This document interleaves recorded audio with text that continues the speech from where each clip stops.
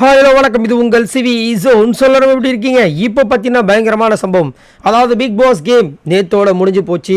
அந்த big pass வீட்டுக்குள்ளே இது வரைக்கும் அளவு பண்ணப்பட்ட நபர்கள் யாருன்னா ஒரு 24 போட்டியாளர்கள் ப்ளஸ் நம்மளோட விஜய் சேதுபதி ப்ளஸ் இந்த அப்பப்போ வந்துட்டு இந்த டாஸ்க்காக உள்ளே வந்தவங்க. பட் நிறைய பேர் உடனே உள்ளே போனாங்க அப்படின்னா அது கண்டிப்பாக பிக் பாஸ் ஷோ முடிஞ்சதுக்கப்புறமா ஒரு பார்ட்டி மாதிரி வந்து பிக் பாஸ் வீட்டுக்குள்ளே நடக்கும். அதில் தான் வந்துட்டு எல்லாருமே அந்த ஒட்டுமொத்த அந்த 500 பேர் சொன்னாங்க பாருங்கள். ஃபர்ஸ்ட் டைம் இந்த Bigg Boss history. Bigg Boss அன்றைக்கி வந்துட்டு அந்த சண்டையில் தான் சொல்லியிருப்பார் அவர் கோவத்தில், உங்கள் பின்னாடி 500 பேர் வேலை செய்கிறாங்க, நீங்கள் அசால்ட்டாக கேமை விளையாடுவீங்க அப்படின்னு.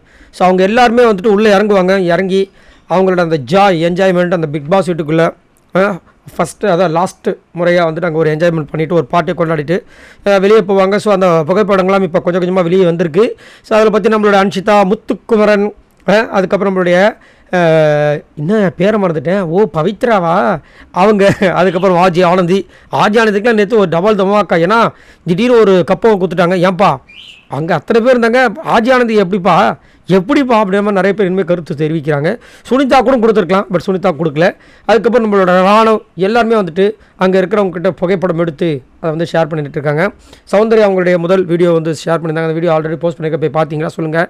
அதேமாதிரி நம்மளுடைய சச்சனா முத்துக்குமாரனுக்காக சொன்ன விஷயங்கள் எல்லாமே சூப்பராக மாசாக போயிட்டுருக்கு. ஸோ எப்படியோ வந்துட்டு ஜெயிச்சிடா மாறா அப்படின்ற மாதிரி அண்ணன் சொன்னால் தம்பி செய்வாண்டா அப்படி மாதிரி இருந்துச்சு. சூப்பராக இருந்துச்சு. நல்ல ஒரு விஷயம். என்ன ஒன்று, இந்த அமௌண்ட்டில் வந்து கையை வச்சிட்டாங்க. ஸோ ஓகே, வந்த வரைக்கும் லாபம். அவர் இது மட்டும் இல்லை, இதெல்லாம் ஒன்றுமே இல்லை. இதுக்கப்புறம் அவரோட திறமைக்கு அவருக்கு பேர் வந்து வெற்றிமாறன் சார்கிட்ட வந்து அசிஸ்டன்ட் டைரக்டராக போய் சேரணும்னு ஆசையாக. கண்டிப்பாக இந்த மாதிரி வந்துட்டு ஒரு திறமையான ஒரு மைண்டு இருக்கிற ஒருத்தரை வந்து விடவே மாட்டாங்க. ஏன்னா அவங்களும் அதை விட பயங்கரமான ஆளுங்களே. ஸோ பார்க்கலாம் என்ன நடக்குது. அந்த மாதிரி அப்டேட் வந்துச்சு நான் கண்டிப்பாக உங்களுக்கு நான் ஷேர் பண்ணுறேன்.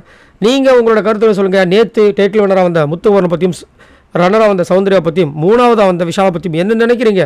மறக்காமல் கமெண்ட்ஸ் பண்ணுங்கள் பாய் நண்பர்களே.